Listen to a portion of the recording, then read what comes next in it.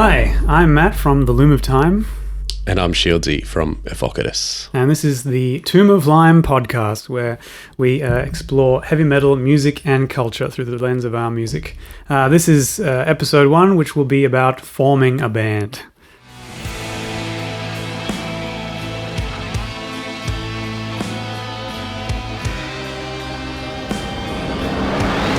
Well, Nick, do you remember when I tried to join Evocatus? Were you privy to that? Which time? Originally, were you privy to that conversation? Because I messaged the Evocatus Facebook page. It wasn't. I didn't know who I was talking to or what was going on. So yeah, I don't know if you really knew that I was around back then for that interaction. I remember my first interaction with you was online, but I can't remember if it was with me directly or through our band. Okay, because at that time I was fishing for a band to join, and I think I saw that you guys had a bass slot, or it was rumored by someone else I had reached out to on Facebook. Okay. And so I asked about it, and I can't remember if I was just turned away or whether you were still filling that spot with someone else at the time anyway. But, okay. Ultimately, it didn't work out. But, you know... I certainly don't remember those specifics around, you know, if you'd seen that there was a bass spot vacant. Again, that might have been hearsay. It may have been hearsay, which was not unfounded. You very well may have heard that there was a bass spot vacant, but it wasn't really advertised at the time. Yeah, okay. The remaining members of the band... we just kind of looked at each other and went, well, what are we going to do now? Well, we just picked the next, the next best available musician that we all knew and we were all friends with anyway, and asked him, say, hey, man, do you want to play bass? And, of course, sure, why not? Didn't know who I was because I had, I might have been in the area for a while then, but I hadn't made... basically any friends. This is also a story about how an introvert has to go and talk to people. Like yeah. I do remember. And again, I can't remember whether I was using the band's, like my band's Facebook page, or you somehow messaged me directly. But I remember that conversation way early in the piece, basically just a cold call introduction. Yeah. Hey, I'm Matt. I do this. Check out this demo that I did, blah, blah, blah. It was testament to, I guess, how desperate I must have been to just cold call someone like that. Especially us. I don't know if you guys were first or if I tried to join Staunch before you guys, but that didn't work out either. Imagine, ladies and gentlemen, what has transpired over the last few years with the Loom of Time and Staunch and the different directions that they've gone. Imagine if Matt joined Staunch. So, yeah, in those days, I wasn't aware of any death metal scene in the area. Yep. But I was aware that there was a hardcore scene. There was. That was a kind of alien genre to me. But I was giving it a shot. I went to a local show at the Senior Citizen Centre. Yep. And watched all the hardcore bands play. Excellent. And... I'm wondering, I this is me in my mid-20s by this point. As far as starting a music career, that's old man territory. That's it's getting there. That's right. I think, maybe this was my midlife crisis, as I was realized that I'd just been playing in my bedroom for 10 years and not done anything with my life. Like a typical black metal nerd. Yeah, well, sans probably a lot of black metal, but oh well. You got to start somewhere. That tape recorder in the bathroom. I think I had an 8-track lying around. Because my mother's a music teacher. I don't know. Oh, good. You knew that. So she had some random stuff lying around at some point. I don't think I ever got it to work. No, I don't think I did know that. Yeah, okay. Oh, that's cool. So, yeah, there's a bit of heritage there. Yep. Growing up, I had to learn an instrument. I could not be a musical child. In the family's eyes. Yeah, sure. Exactly. So, but it actually, my mother, who's the music teacher, she started by teaching me piano, but I guess we had a personality clash or something because she gave up at some point after I'd done a few grades and said, all right, I won't teach you. You want to learn guitar? That's cool. We'll give you a teacher. So yeah, it went a bit more smoothly than there. Can she play guitar? Yeah. But she didn't want to teach you. Like she's kind of like this multi-instrumentalist. So she can do a lot of things at an introductory level. Okay, yeah. Like a music teacher should be able to. But I think it was more like I didn't want to be taught by my mother. You know, I think, I was probably a bit of a brat really. And she probably tolerated me for a couple of years while I learned piano. But when she washed her hands of me, it's okay. It worked out fine. A good place to start, do you think? Starting with piano and learning like the music scale, music theory to go with piano, and then sort of transfer it to. Could hardly say that it hurt. I mean, sure, yeah, exactly. But it was only the start of. How old are we talking? Like 6? Geez, yeah, something like that. Yeah, right. Yeah. I remember when I was about 10, maybe even a bit before that, maybe 9. My family wasn't particularly musical, or not my parents at least. But somehow I ended up playing trumpet. Oh. With a town group at the time. I took lessons and brass we have man, a visitor. Shieldsy. Yeah, so it was never anything where we did like gigs or anything. Maybe that group did some gigs, but I don't think I was ever at a level playing. But certainly like learned. So you were at a crossroads between ska and death metal, is it? Yeah. I'm trying to get into more and more bands on the heavier side of things that use brass, and there's more and more saxophone making its way into the music that I listen to. So certainly is now. Yeah. Send in the boy. Can you say hello, Shieldsy?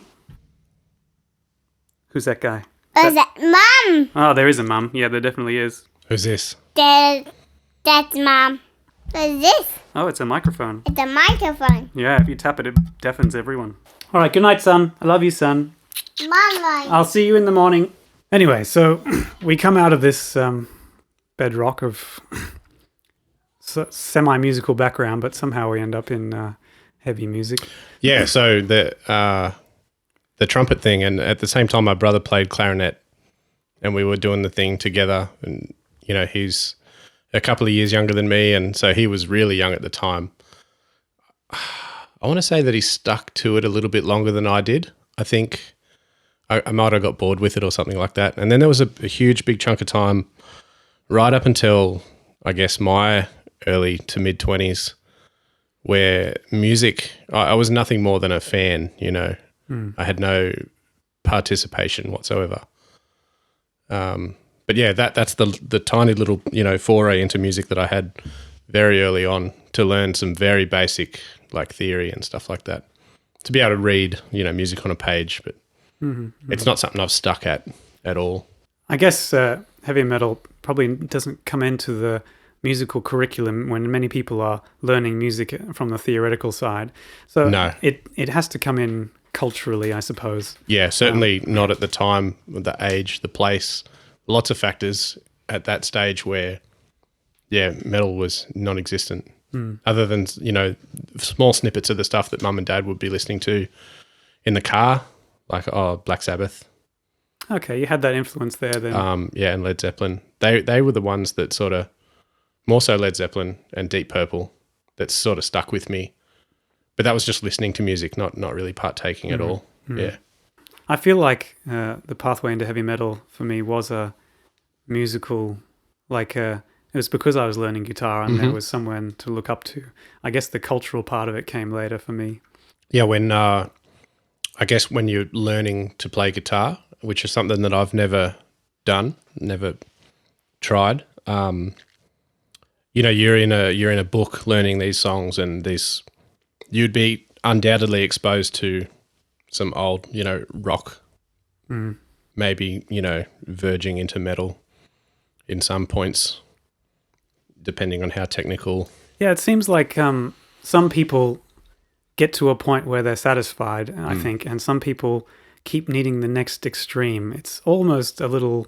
Never enough. Something addictive there. Yeah. In the same sense, you grow accustomed to something, tolerant of something, and then you need that next big thing. And heavy metal keeps doing that even. Like as its core principle is to get more extreme guitar learning the guitar, the more you get deeper and deeper into how good people can get. Yeah. Heavy metal is a place you go. I mean, you could argue that you could also go into jazz and classical and other places. Yes. But certainly for... They each all have a crossover with each other, though, Yes, as well. Classical, jazz, metal. Yeah. All these things have the technical elements that are similar to each other. Maybe the drums that changes what the guitar sounds like.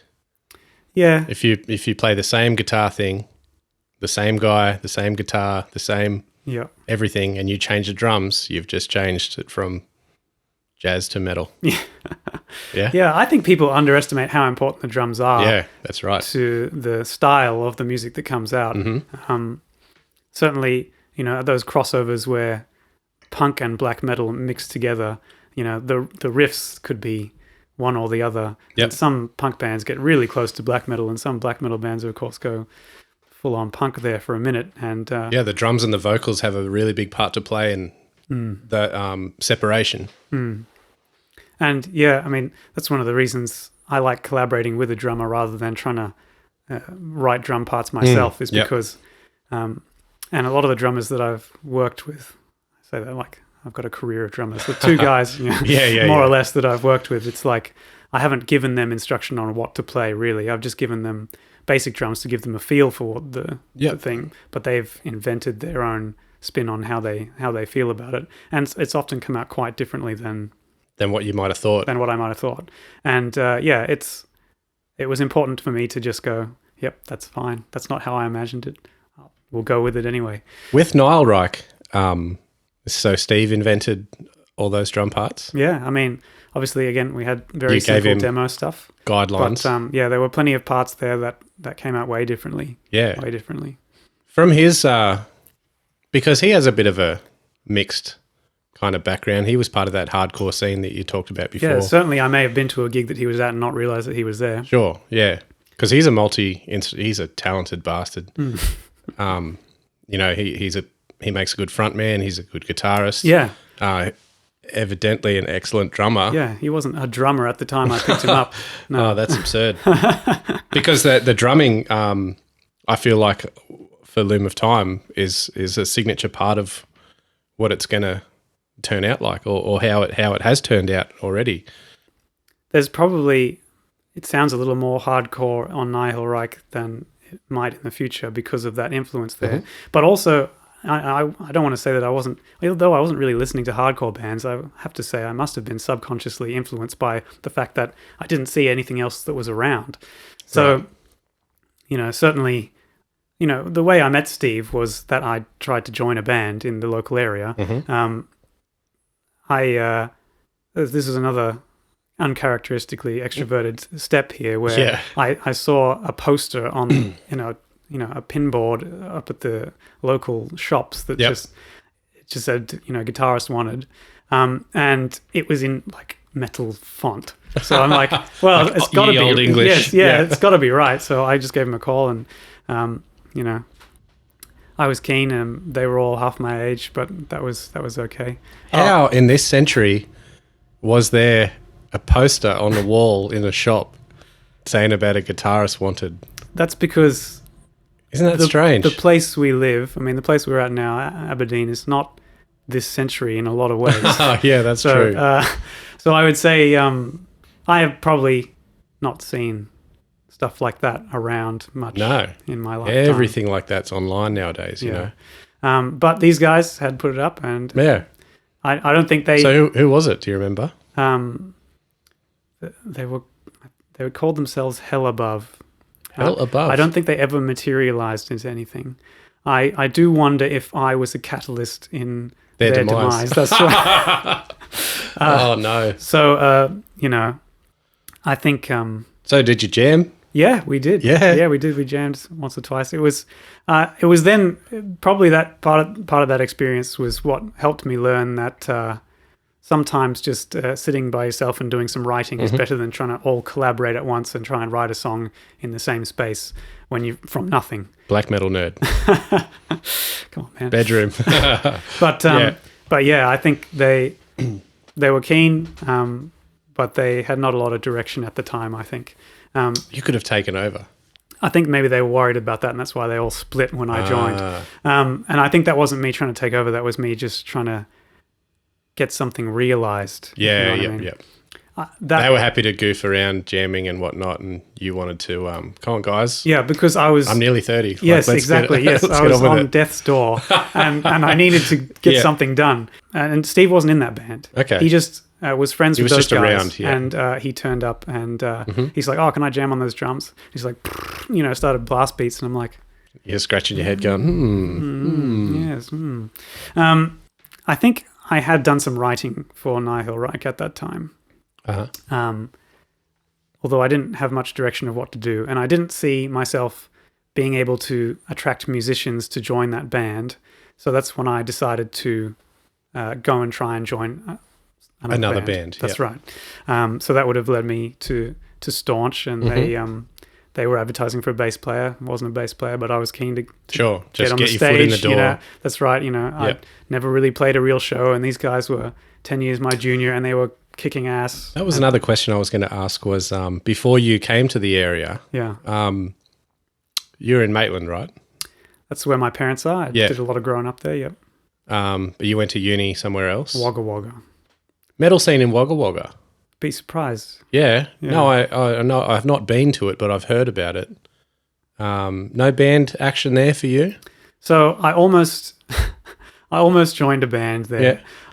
I decided, there was a bit of a metal scene, and it was just local bands. Sometimes they got decent acts coming through, surprisingly, because it's in the middle of nowhere. But I decided to, it might have been a poster on a wall at university that I saw.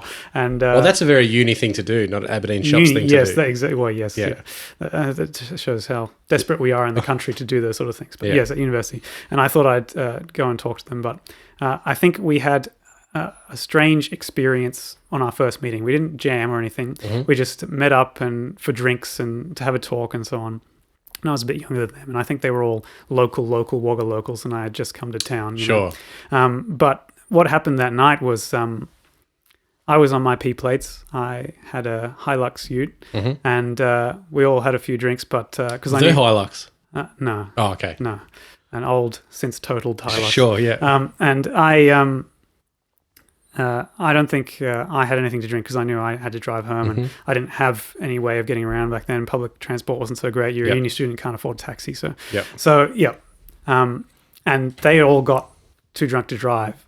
And they were like, "Oh, you're heading home. Can you just drop us off to this place?" I'm like, "Yeah, man."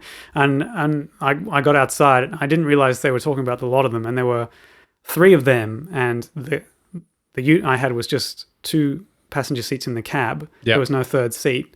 So I don't know if it was my idea or they got this crazy idea, but he's like, "No, man, I'll just ride in the tray." Yes. So he hopped in the tray of the ute, and I don't know, he was sick. He was like coughing and spluttering and so on. But it was like an open tray. It didn't have the canopy, and it just had a tarp thing. So we just stuck him in there and put the tarp over him. And we went for a drive, and I saw the cops doing RBTs down the way, and it was a freezing winter night. So I'm like, "No, I'll just turn off." So I just turned off, but that was a trap. The cops knew people were doing that. Yeah. And so bam, whoop, whoop, whoop, they came up behind me, and I'm like, "Oh my God." This is an amazing story. and I pulled over. I did a really bad job of it because the windscreen was just totally iced over. So I thought they're going to definitely think I'm drunk. And I think they did, because they're like, "Get out of the car. We need to see you walk." They did the breath test and all this. And, I pulled it off. And they saw I was, sober as, just stupid and a bad driver, I guess, and trying to escape the cops for no reason. Yeah. And then they let me go. And so I drove them over to their place, and the guy got out and he's like, "Was that the cops?" Oh, man. Yeah.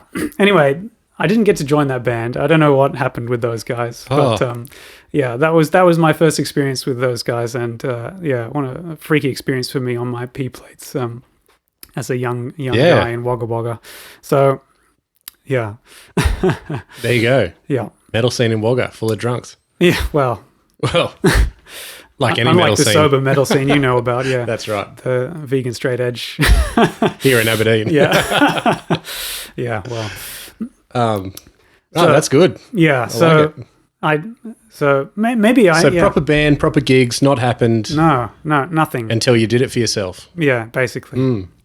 So in high school, I obviously played with some guys as we were learning our instruments and just getting along, but nothing really came of that. I made a very brief demo of like pirate metal songs before Ailstorm existed, and we knew about it, and we were all devastated when they beat us to the punch on that one. But that's fine. They were much better prepared and much better at what they were doing than we are, no doubt.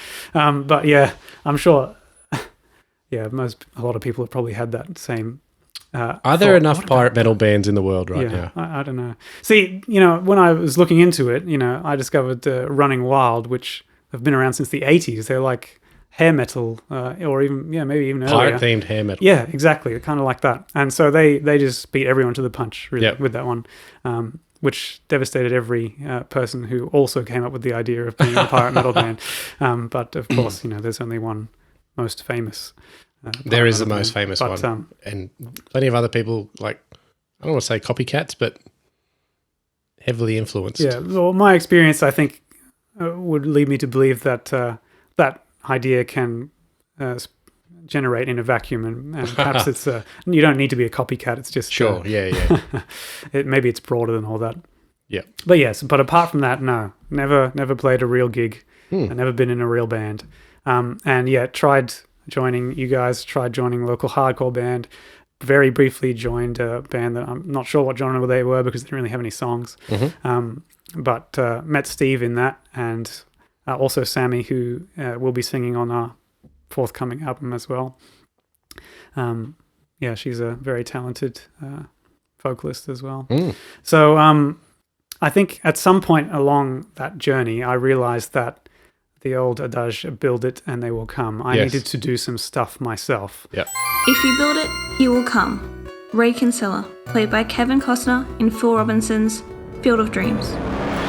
And so Nihil Reich came about because I guess I wanted to sit down and actually write a bunch of songs in the same genre, in the same theme, And I think maybe as you're learning, your taste changes so frequently that you can never pin anything down. I think this might be a problem that maybe a lot of people have as well, is that they can't concentrate on one thing for too long. And the time it takes to get a project from nothing to fully realized takes time, and people the way it is not just music, it happens in life for all sorts of projects, like a number of people who if you added up all the parts of university degrees they've started, you'd have 5 degrees, but they haven't finished one. That's right. And it's like anything. So I think at that point I had realized, again, my midlife crisis, mid-20s, I'd gone, all right, I need to try and write a bunch of stuff in the same style. Yep. And I was like aiming for 3 songs, just go for an EP. Yep. But once I started, it just kept coming. So Nihil Reich just formed. I just kept going for it, and it just kept coming out. It's a good problem to have. Yeah, and at some point, I just thought, well, all right, I need to find a way to record it. I didn't want to just do it all myself in my bedroom. Because I like the creative sort of alchemy that comes out of collaboration, where you don't know what the end product is going to be like. You mean collaborating with like a producer? Well, engineer. No. Well, other musicians. Just other musicians. Yeah, okay. Yeah. Like it's like a lot of creative things where pick any art form, like making movies. You've got directors and writers, and when they come together with different actors and so on. Yep. You could go, well, this director would make this movie very differently, or if this writer wrote for this director, it would come out this way. Yep. And all of those things makes a unique permutation or combination of things that makes that art form so complex in the way it comes together. And music is like that as well. And I think you're also, when you're a writer, you're kind of susceptible, I think, a little bit to kind of subconscious plagiarism if it's all coming out of your brain, one person. Whereas if you put something into a pot and someone else is stirring it and they're mixing it together, it's like, even if you're 2 people are just super influenced by one thing, if the thing is different, then it'll come out like nothing has before. Yeah. And, that's your goal, really, to make something that's original. Uniquely, not necessarily original, I guess. I think it's more uniquely the people who are making it. Ah, sure. You know? Yep. I think if you chase originality, you might end up doing stupid. You'll hit a stuff. wall. Yeah, well, maybe that's true. Hit a wall, it will come out bad. Yeah, like you like it might be easier than you think to make original music by putting really dumb stuff into it. Okay.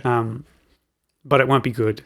And so, or you can go down the other side and just go, all right, this is going to be really good, but we're not going to add anything new. We're following a formula.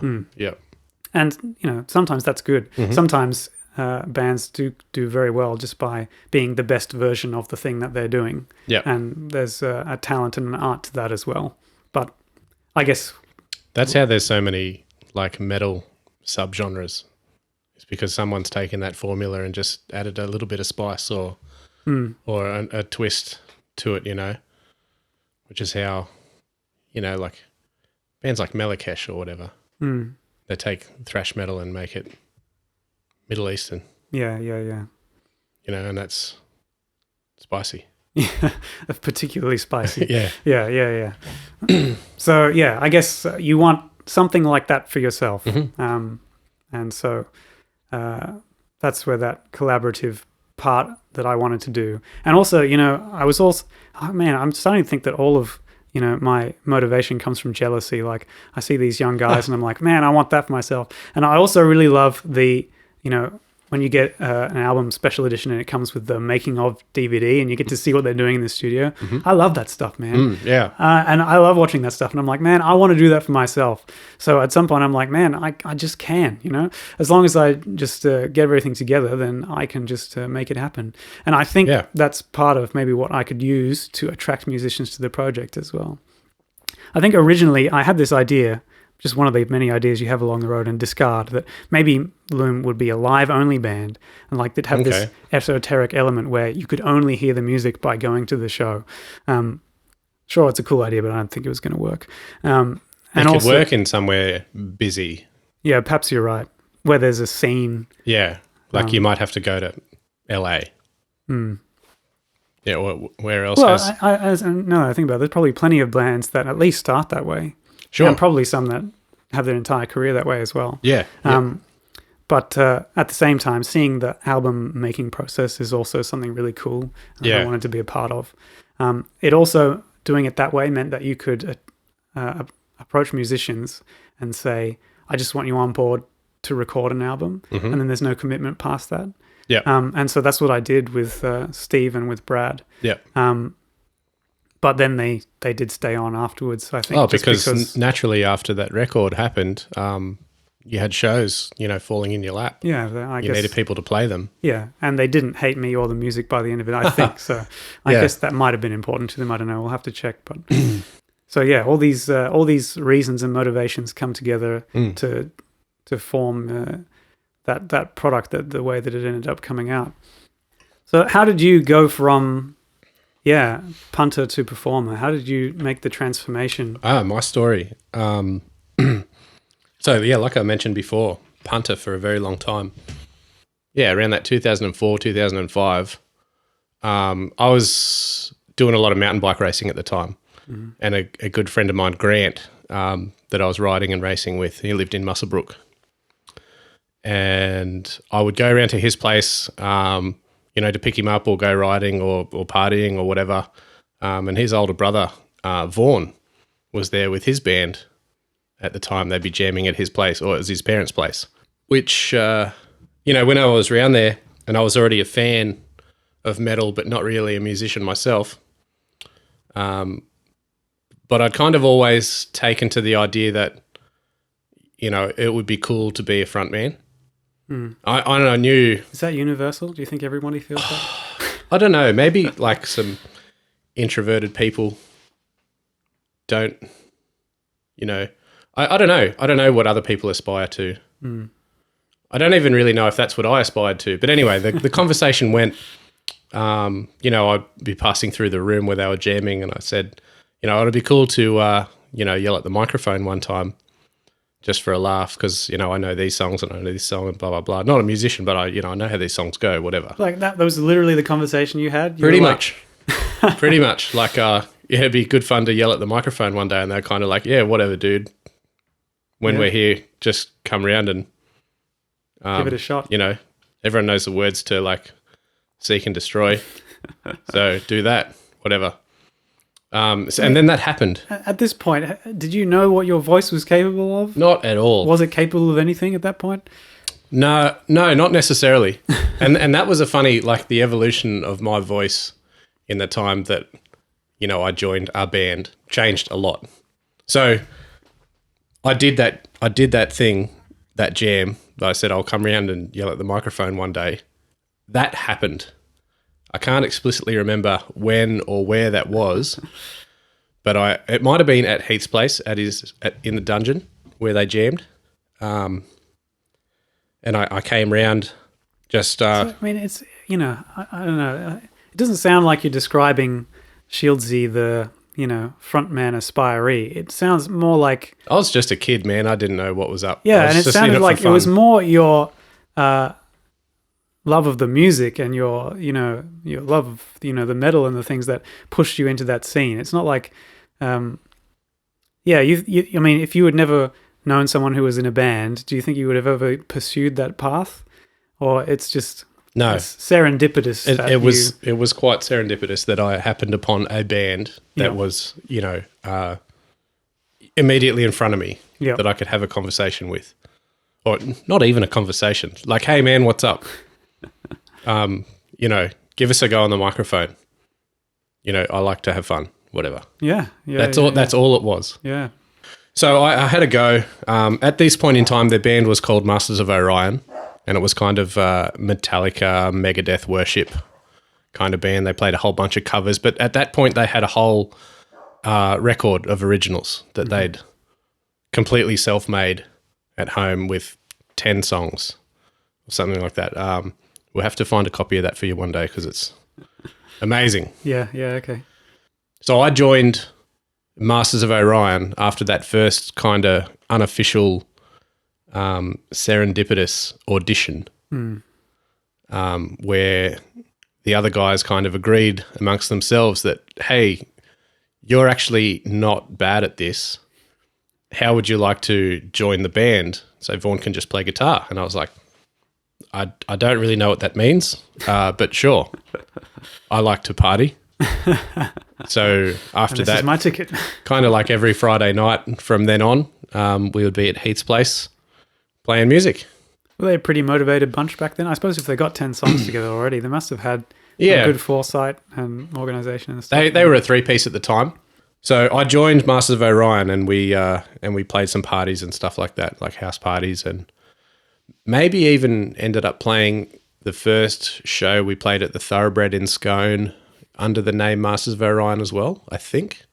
You know, I've probably seen photos of that and been jealous. You know, it was probably part of my motivation to... It was. To get it. Let me tell you, that was an amazing time. Yeah.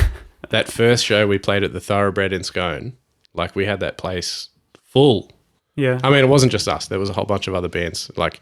And everyone there was already friends with everyone, you know. All the bands knew each other and whatever. And surprisingly, you know, there was, you know, 3, 4, maybe 5 bands. And you're playing originals that night? That was Masters of Orion originals? Yeah, so we would have played... At that point, we probably would have played half and half to suit like what the audience might be vibing on. Yep. But of course, they were Metallica covers, Megadeth covers. But real good fun. How did you go going with the originals then compared to songs that you knew? Because if you said you joined singing Metallica and Megadeth and so on, what was it like learning these new things as a newly christened frontman of a death metal band? Well, yeah, it'd be a bit rich to call it a death metal band, but old school thrash metal band at the time. So how I performed at the time, and I'm sure you could hear this on some recording somewhere that we could dig up, but I just sounded like Vaughn. All I did was try to sound like Vaughn because I didn't know what else to sound like. I never really, at the time, strived to sound like anything else, especially Dave Mustaine. It was better off singing like Vaughn but doing it better than Vaughn Because, like, let's be honest, Dave Mustaine does not have an amazing voice, right? He doesn't have a typical thrash voice, though, I would say. Either. No. I mean, except in that they were so influential that a whole bunch of people That is a good them. point. I wouldn't have picked really Dave Mustaine's voice as a typical thrash voice when I look at all of thrash. Yeah. But unless you include, if you exclude all the people that are just heavily influenced by Dave Mustaine. Yeah, of course. You could get away with doing Megadeth songs in a more typical yelled thrash voice, I suppose. Yeah. So, yeah, all I was trying to do at the time, and it was probably subconscious, but what came out was Shieldsy trying to sound like Vaughan. And over time, and it was a long time, did I end up finding my own feet, vocally. I guess I discovered with all of that I could scream, and that was something that Vaughan never did. So that kind of crept its way more and more into all of those covers as well, even though they might not have been as well placed. See, what you're kind of describing there, is some of the principles that I felt that I learned were really important as part of this process. One was when you were there at the band, you said they had 10 songs already on the go. You want to start something, you need to do some work to actually make something tangible that you can show to someone. Yeah, that had already been done before my time. And certainly MySpace and certainly probably Facebook as well seems like this huge graveyard of bands that have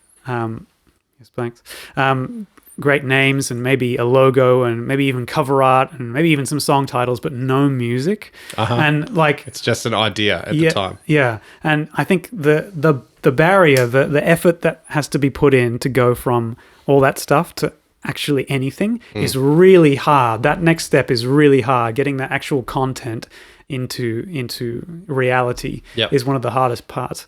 And so, I think it was the same with me as it was going into Masters of Orion. If you built the thing, if you got the music down, then it's a lot easier to get people into the band and make it a reality. Especially if you can play shows to back it up. Because that's where a lot of bands' popularity organically comes from, rather than all this marketing crap that you can do online and whatnot. That stuff didn't really exist back then. This was MySpace days, I guess. Yeah. Yeah. I think MySpace was the first time that any bands could get away without doing it. But before that and without that, it was literally, if you're a band and didn't play shows, you weren't a band. Unless you had access to a studio and you could make records. Yeah. And then you're just relying on kids picking it up at a record store because the cover art looks cool. But that's that hard step that you're talking about that's difficult to get. Yeah, if you don't have the music, then you don't have anything to put cover art on. No. Yeah, exactly. And that is way harder than any of those other good ideas. But it's much more effective at getting things actually done. Yeah. So Master of Orion at the time was already a band that was playing shows. Yeah. Albeit they were small shows. They hadn't broken into the Newcastle scene or anything like that. They were playing, stuff. There used to be Power FM used to run Battle of the Bands kind of thing here, and it would attract half the bands on the thing were metal bands. Yeah, okay. It was strange, as if to say that there was a metal scene in Muswellbrook before there was a hardcore scene. As strange as that might sound, all those guys in that hardcore scene would have been right at the start of high school when that was all happening.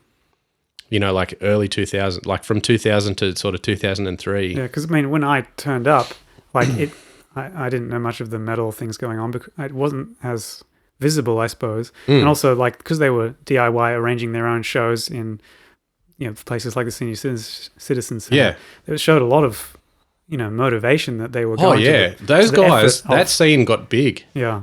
And some of those bands went a long way, past Muswellbrook. So and so it goes to show that putting in the effort makes a huge difference. Yeah, huge kudos to those guys. They got a big all ages scene running here in town. That it had to be seen to be believed. And then to think some of those bands now where they got to, and even where they're going still. One of those bands from Muswellbrook. Eat Your Heart Out. So those guys are all from Muswellbrook as far as I'm aware. Yeah. And they they've gone on tour in the States. Yeah. It's crazy. But it's because they put in that work. They were part of that scene, and it worked. All of those guys from that metal scene before that hardcore scene happened that I caught the very tail end of, they don't do anything anymore. I mean, Vaughn was part of that scene, and he's still doing stuff now. Was the metal scene older people, like literally, like it wasn't higher kids digits on the? It wasn't kids like the hardcore scene was. And that's right. I mean, it feels like that. I mean, they would have less time to get stuff done before they would have to stop doing it, and adulthood and all that, stuff kicks in and makes it harder to do that sort of stuff. Yeah, that's right. Which is why, again, one of the reasons it was scary for me in my mid-20s. Because you're going to miss out. Yeah. But it's interesting you say as well that not only that band sort of started off just playing in the garage and doing those local shows, but you jumped into that band without any experience and you just kind of learned it along the way. Yeah, and it developed it along the way. I kind of just threw myself in without even any expectations. It was all just for fun. The number of people I hear that have had success in anything that say the start is you just got to put something out there and do it. Yeah. And then that's all part of the learning process. And you go along and you learn those things and you do those things and you get better and you become something over time. Yeah. Too many people, I think, I'm probably me before that time, before I realized any of this stuff, thought, no, I'm not good enough yet. Got to wait, got to keep practicing, whatever. And I did. But at some point, man, I just got to go, no, all right, I'll listen to all these people and see what they're saying. Time to jump in. Got to actually do something. Yeah. Yeah. And a big part of writing for the Loom of Time was to write music that was going to get done, that was going to be realized in the real world. So I had that in my mind as I wrote those things. If you've got that on your mind, the formation of a band, then you do write differently. Okay. Like I have a couple of demos from pre-Loom of Time that they're probably not bad, but it's too complicated. It's maybe no drummer could ever do this, and maybe I couldn't do it and sing at the same time, and maybe it's all just too difficult, or it's got too much instrumentations in it and too much moving parts and whatever. These are the ones that you keep aside for when you're famous and people want B-sides and stuff out of you. When your label wants B-sides. If I've still got them somewhere, maybe, but no, I don't think so. That was part of that process. So when it came to write for Loom of Time, I had a lot more direction on it.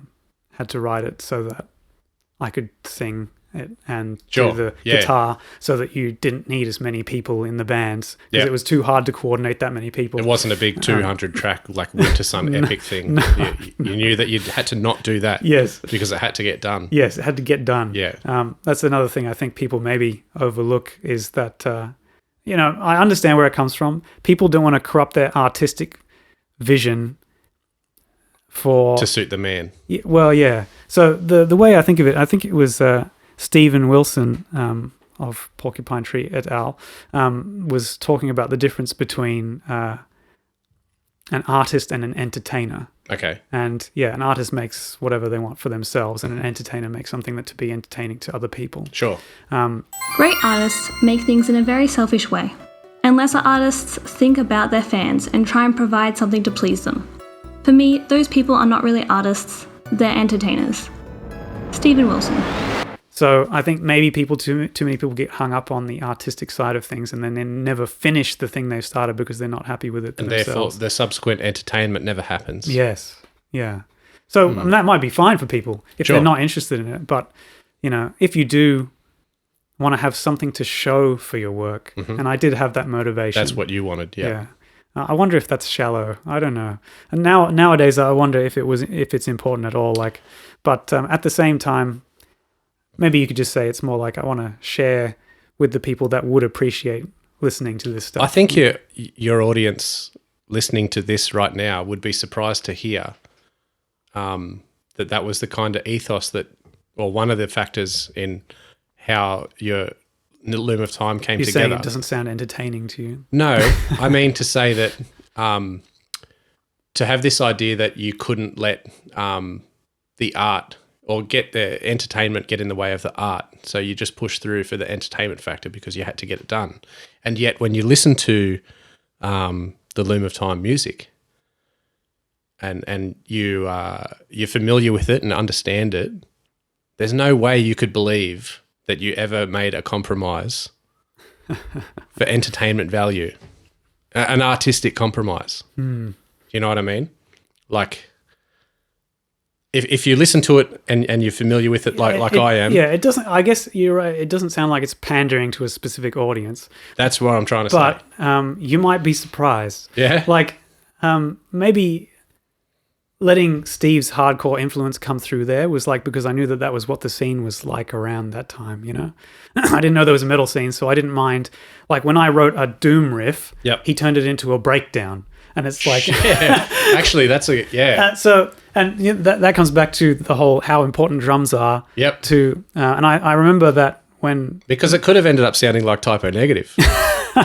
Yeah, well, I suppose, yes. And I think when Nihil Reich reviewed among certain critics on the internet, they latched onto the hardcore, metalcore elements of it, and and as such, they didn't understand what the rest of the music was going on. Perhaps. But then when I listened to it, I'm like, that's a doom riff. That is, you could lift that off a Candlemass record, and that would be like just exactly the same. But because Steve's playing it the way he's playing it, they're like, oh, this is a metalcore band. It's a breakdown. It's like, man, I should get Steve and put him over Candlemass, and then what would it be? It'd be breakdowns all the time. I don't know. It would be Loom of Time. Yeah, no, I do love me some Candlemass, but I feel like Doom goes from classic Doom like Candlemass to funeral Doom like Ahab or whatever. Yeah, you know, and black metal goes from like classic black metal like Dark Throne, the punky stuff, to atmospheric black metal. And whenever anyone makes a blackened doom metal, it's always the funeral doom with atmospheric black metal. But I feel like Loom of Time is the exact opposite. It's the classic doom with the classic black metal in it. Yeah. So I'm always sketchy about throwing the label blackened doom, or I was, in relation to our music, even though there's plenty because of black. People would expect the other end of the modern end of the spectrum. Yeah, and expectations I feel are kind of important. Like what you said about it has so many different subgenres of metal. Yeah. It always kind of annoyed me that every band felt compelled to come out with a new genre every time they released a new album or came onto the scene. Do you think it's the band themselves though, or maybe the scene or the critics? I don't know. It felt like it to me. Like when, you know, if someone tried to put a label on their music, they might correct them or something. But, yeah.